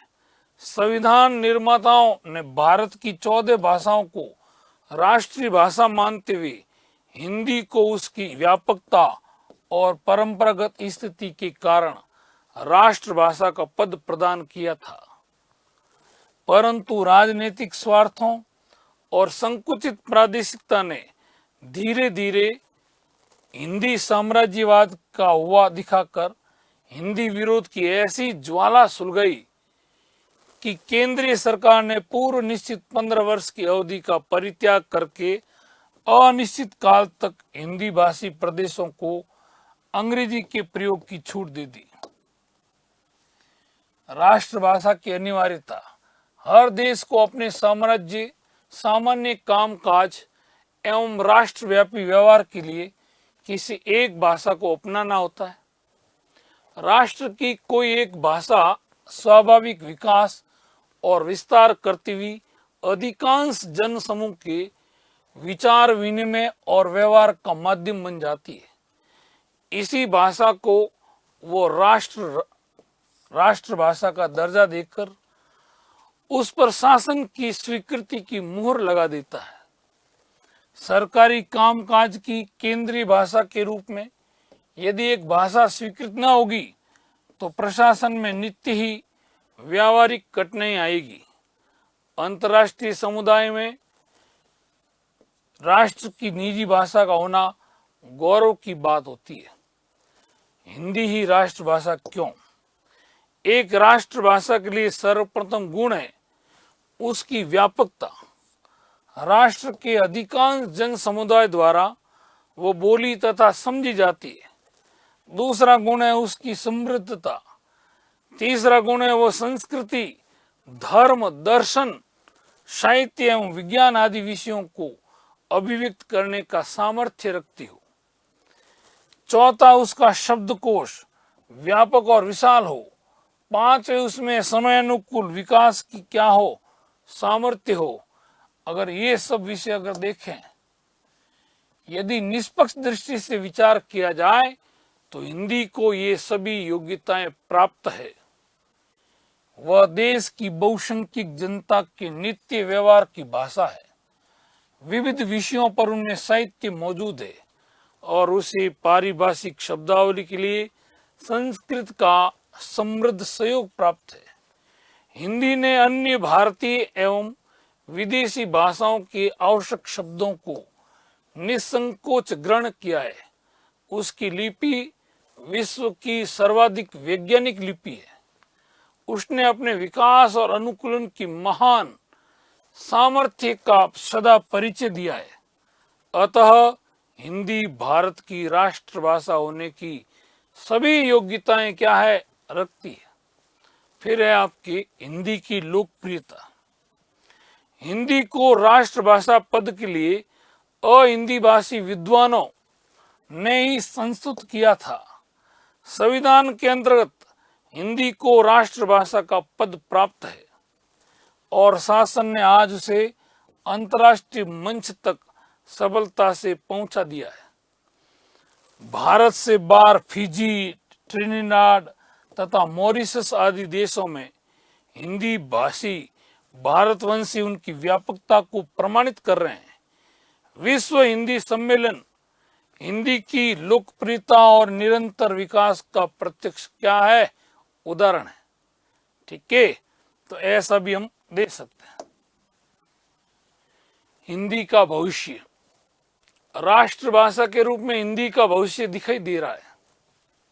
अंग्रेजी का फिर 4 दरवाजा से जनमानस पर हावी किया जा रहा है। जब राष्ट्रवासी अपनी राष्ट्रभाषा में बोलने में हीनता का अनुभव करेंगे तो उसका क्या भविष्य होगा। किंतु दूसरी ओर आशा की किरणें भी दिखाई दे रही है।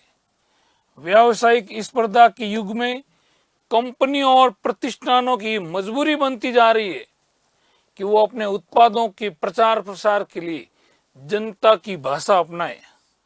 अतः हिंदी को लोकमंच से निर्वासित करना आसान नहीं होगा। उपसंहार अंत में क्या है देखिएगा। राजनीतिक स्वार्थ और प्रादेशिक अहंकार से आहत होते हुए भी हिंदी चुपचाप प्रसार के मार्ग पर बढ़ती जा रही है। वह धीरे धीरे जनसंपर्क की भाषा का रूप ले रही है। चाहे नेता हो या अभिनेता, जनता से संवाद करते समय उन्हें जनता की भाषा में ही बोलना पड़ता है। हिंदी का किसी भारतीय भाषा से द्वेष या विरोध नहीं है। उसकी राष्ट्रभाषा होने से किसी भाषा को कोई हानि नहीं है, हानि नहीं होने वाली। करोड़ों हिंदी भाषियों से जिसे संवाद स्थापित करना है उसे हिंदी बोलनी ही पड़ेगी। हिंदी को उसका स्वाभाविक स्थान कब मिल पाएगा ये बता पाना मुश्किल है। तो ये अपने भाषा संबंधी अगर ऐसा प्रश्न आए तो मैंने आपको हल्का सा प्रयास किया है, आप बता सकते हो। दूसरा है अथवा में एक करना आपको, ऐसा भी आ सकता है। स्त्री सशक्तिकरण और शिक्षा। ठीक है, तो अब हमें क्या करना है। प्रस्तावना सबसे पहले, मानव समाज के 2 पक्ष है, स्त्री और पुरुष। प्राचीन काल से ही पुरुषों को स्त्री से अधिक अधिकार प्राप्त हो रहे हैं। स्त्री को पुरुष के नियंत्रण में रहकर ही काम करना पड़ा है। नारी नेवम स्वातंत्र्य अहरति कहकर स्मृतिकार मनु ने स्त्री को बंधन में रखने का मार्ग खोल दिया है। किंतु वर्तमान शताब्दी प्राचीन रूढ़ियों को तोड़कर आगे बढ़ने का समय है। स्त्री भी पुराने बंधनों से मुक्त होकर आगे की ओर बढ़ रही है। समाज में स्त्रियों का स्थान। समाज में स्त्रियों को द्वितीय श्रेणी का नागरिक माना जाता है। उनको पुरुष स्थान तथा महत्व आज भी प्राप्त नहीं है। उसे बचपन से वृद्धावस्था तक परंपरागत घर गृहस्थी के काम करने पड़ते हैं। अब यद्यपि कुछ बालिकाओं को विद्यालय में पढ़ने जाने का अवसर मिलने लगा है, परंतु अधिकांश महिलाएं शिक्षा से अब भी क्या है, वंचित है। शिक्षा के अभाव में स्त्रियां आगे नहीं बढ़ पाती और समाज में अपना अधिकार तथा स्थान प्राप्त नहीं कर पाती। महिलाओं की प्रगति। स्वतंत्रता प्राप्त होने के पश्चात भारत निरंतर प्रगति कर रहा है। महिलाएं किसी देश की आदि शक्ति होती है। जब तक महिलाओं की प्रगति न हो तब तक देश की प्रगति अधूरी होती है। भारत की तथाकथित प्रगति और विकास भी अपूर्ण है। उद्योग, व्यापार, विभिन्न सेवाओं, सामाजिक संगठनों तथा राजनीतिक दलों में महिलाओं की उपस्थिति का प्रतिशत बहुत कम है। चुनाव के समय राजनीतिक दल उन्हें अपना उम्मीदवार नहीं बनाते। लोकसभा तथा विधानसभाओं में महिलाओं के लिए स्थान सुरक्षित करने का बिल पेश ही नहीं हो पाता। पुरुष नेता उन्हें वहां देखना नहीं चाहते। स्त्री सशक्तिकरण जरूरी। आज के समाज में स्त्री को देवी, पूज्य, मातृ शक्ति आदि कहकर भरमाया जाता है। वैसे उसे कदम कदम पर अपनी कमजोरी और उसके कारण सामने आने वाली समस्याओं का सामना करना पड़ता है। घर तथा सभी उसकी कमजोरी का लाभ उठाते हैं।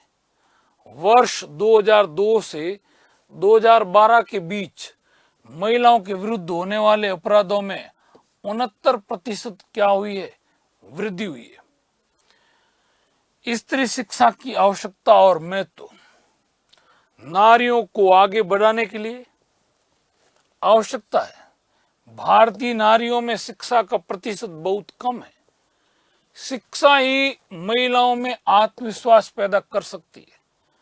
शिक्षित होने पर ही उनमें वह क्षमता विकसित हो सकती है कि वह किसी क्षेत्र में सफलतापूर्वक काम कर सके। घर के बाहर जाकर काम करने के लिए ही नहीं, घर में परिवार के दायित्वों का निर्वाह करने के लिए स्त्री शिक्षा आवश्यक है। शिक्षित महिला अपने बच्चों का मार्गदर्शन अच्छी तरह करके उनका तथा देश का भविष्य संभाल सकती है। यद्यपि कुछ महिलाएं प्रशासन, शिक्षण, चिकित्सा, विज्ञान, राजनीति आदि क्षेत्रों में आगे आई है और अच्छा काम किया है। वे पुलिस और सेना में भी काम कर रही है, किंतु उनकी संख्या अभी बहुत कम है। शिक्षा के अवसरों के विस्तार से उनको शिक्षित विभिन्न क्षेत्रों में उपस्थिति निसंदेह बढ़ेगी। उपसंहार।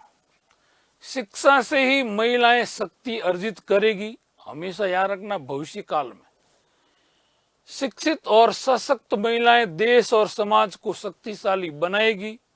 हमेशा याद रखना, उपसंहार होता ना, वो भविष्य काल में देना होता। इसके लिए विभिन्न क्षेत्रों में महिलाओं के लिए शिक्षा की व्यवस्था की जानी चाहिए। उसके लिए उन्हें प्रोत्साहित किया जाना चाहिए। शिक्षण संस्थाओं में उनके लिए स्थान आरक्षित होना तथा उनको आर्थिक सहयोग और सहायता दिया जाना भी परमावश्यक है। ठीक है, तो ऐसा अगर नारी सशक्तिकरण पर आए तो भी लिख सकते हो। या तीसरा, सूचना एवं संचार की महाक्रांति, इंटरनेट। प्रस्तावना। वर्तमान काल में सूचना और संचार औद्योगिक का असीमित है। अब ऐसे अनेक उपकरण आ गए जिनसे सारे विश्व से तत्काल संपर्क साधा जा सकता है। सूचना, संसार एवं मनोरंजन आदि के लिए अब कंप्यूटर एवं सेल फोन का जो अंतराल प्रयुक्त हो रहा था उसे इंटरनेट कहते हैं। परस्पर सूचना संप्रेषण एवं मनोरंजन का सुगम साधन होने से इंटरनेट के प्रति युवाओं में विशेष आकर्षण बढ़ रहा है। किसके प्रति? इंटरनेट के प्रति। इंटरनेट से आशय क्या मतलब है? इंटरनेट का आशय विश्व के करोड़ों कंप्यूटरों को परस्पर जोड़ने वाला ऐसा अंतर संजाल है जो क्षण भर में समस्त जानकारियां उपलब्ध करा देता है। ये कंप्यूटरों एवं सेल फोनों द्वारा सूचना आदान प्रदान की प्रणाली है। इससे प्रत्येक इंटरनेट कंप्यूटर होस्ट कहलाता है और ये स्वतंत्र रूप से डाउनलोड किया जाता है। अब नवीनतम स्मार्टफोनों के सहारे इंटरनेट और भी सुगम हो गया है। रजिस्ट्रेशन, संचालन एवं इंटरनेट के प्रसार हेतु वेबसाइटों की संरचना, उनका डाउनलोड करने से संबंधित विविध सॉफ्टवेयरों का निर्माण किया गया है। वस्तुतः वेबसाइटों के माध्यम से ही इंटरनेट का संजाल फैलाया जाता है। अब तो video, audio, games, desktop, wallpaper, photographs, e books, Gmail आदि अनेक बातों का परिचालन इंटरनेट से ही हो रहा है। इंटरनेट का ब्राउजर ओपन करते ही पंजीकृत वेब के द्वारा मनचाही जानकारी क्षण भर में घर बैठे मिल जाती है। इंटरनेट या नेट सूचना संचार का तीव्र प्रोसेसिंग माध्यम कहलाता है। उसी का नाम क्या है? इंटरनेट। इंटरनेट से लाभ क्या है? इंटरनेट से अनेक लाभ है। परस्पर विचार विनिमय, सूचनाओं का आदान प्रदान, ज्ञान प्रसार एवं विविध मनोरंजन के साधन इससे प्राप्त हो जाते हैं। इससे अखबारों या प्रिंट मीडिया के समाचार पढ़ने, दुनिया की परिचर्चाओं में भाग लेने, पुस्तकों एवं व्यक्ति विशेष की जानकारी हासिल करने में सुविधा रहती है। इससे कुछ हानियां भी है, परंतु इससे असीमित जो लाभ है ना, होने से अत्यधिक क्या है भाई? ये लोकप्रिय है। सदुपयोग की समझ। इंटरनेट द्वारा व्यापारिक, शैक्षिक, वैज्ञानिक एवं व्यक्तिगत सारे काम सध जाते हैं, परंतु इससे वायरस, स्पाईवेयर तथा एडवेयर के कारण दुरुपयोग हो जाता है। अतः फ्री डाउनलोड करने में सावधानी रखनी पड़ती है। विद्यार्थियों को इसका सदुपयोग ज्ञान भंडार की दृष्टि से करना चाहिए। अंत में उपसार देखिएगा। इंटरनेट का वर्तमान में तीव्रता से विकास हो रहा है। इस पर कई तरह के सॉफ्टवेयरों मुफ्त में डाउनलोड किए जा सकते हैं। ये सूचना संचार का चमत्कारी साधन है तथा सामाजिक आर्थिक प्रगति में इसकी उपयोगिता अपरिहार्य बन गई है। ये तीसरा था। चौथा है, आपको चार में से करना कोई एक है। चौथा क्या? देखो, राजस्थान में गहराता जल संकट। जल का महत्व व भूमिका। पंच भौतिक पदार्थों में पृथ्वी के बाद जल तत्व का महत्व सर्वाधिक माना गया। किस तत्व का? जल तत्व का। मंगल आदि अन्य ग्रहों पर जल के अभाव से ही जीवन एवं वनस्पतियों का विकास नहीं हो पाया है। ऐसा नवीनतम खोजों से स्पष्ट हो गया है। धरती पर ऐसे कई भूभाग है जहां पर जलाभाव से प्राणियों को कष्ट में जीवन यापन करना पड़ता है। राजस्थान प्रदेश का अधिकतर भूभाग जल संकट से सदा ग्रस्त रहता है और अवर्षण होने पर यह संकट और भी क्या हो सकता है, बढ़ जाता है। जल संकट की स्थिति। राजस्थान में प्राचीन काल में सरस्वती नदी प्रवाहित होती थी, जो अब धरती के गर्भ में विलुप्त हो गई है। यहाँ पर अन्य कोई ऐसी नदी नहीं बहती है जिससे जल संकट का निवारण हो सके। चंबल एवं माही आदि नदियां राजस्थान के दक्षिण पूर्वी कुछ भाग को ही हरा भरा रखती है। इसकी पश्चिमोत्तर भूमि तो एकदम निर्जल है। इसी कारण यहाँ पर रेगिस्तान बढ़ रहा है। भूगर्भ में जो जल है वो भी काफी नीचे है। श्री गंगानगर जिले में से होकर इंदिरा गांधी नहर के द्वारा जो जल राजस्थान के पश्चिमोत्तर भाग में पहुंचाया जा रहा है, उसकी स्थिति भी संतोषप्रद नहीं है। पूर्वोत्तर राजस्थान में हरियाणा से जो पानी मिलता है वो भी जलापूर्ति नहीं कर पाता है। इस कारण राजस्थान में जल संकट की स्थिति सदा ही बनी रहती है। जल संकट के कारण राजस्थान में पहले ही शुष्क मरुस्थलीय भूभाग होने से जलाभाव है। फिर उत्तरोत्तर आबादी बढ़ रही है और औद्योगिक गति भी बढ़ रही है। यहाँ के शहरों एवं बड़ी औद्योगिक इकाइयों में भूगर्भीय जल का दोहन बड़ी मात्रा में हो रहा है। खनिज संपदा यथा संगमरमर, ग्रेनाइट, इमारती पत्थर, चूना पत्थर आदि के विदोहन से भी धरती का जल स्तर गिरता जा रहा है। शहरों के कंक्रीट, डामर आदि के निर्माण कार्यों से धरती के अंदर वर्षा का पानी नहीं आ पाता है।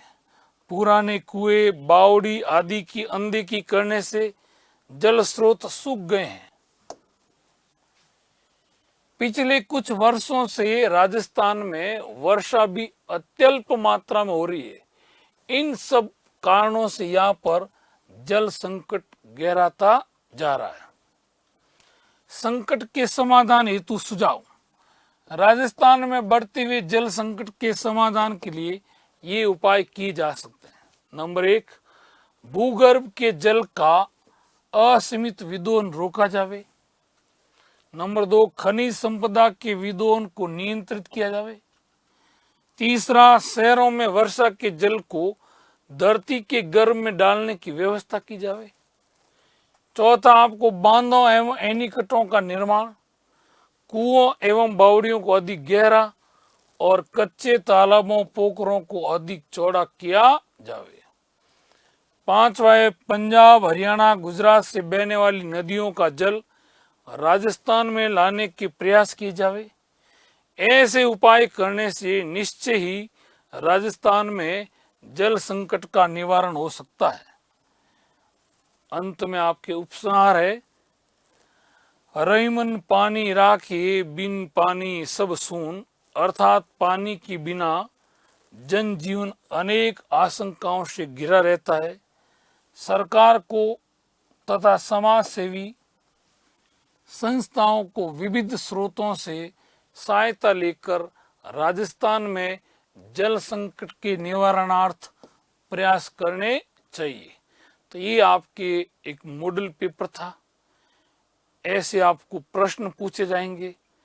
क्या आपके उत्तर सीमा रहेगी, क्या उसका अंक भार रहेगा, तो मैंने आपके सामने एक मॉडल पेपर के रूप में रखा।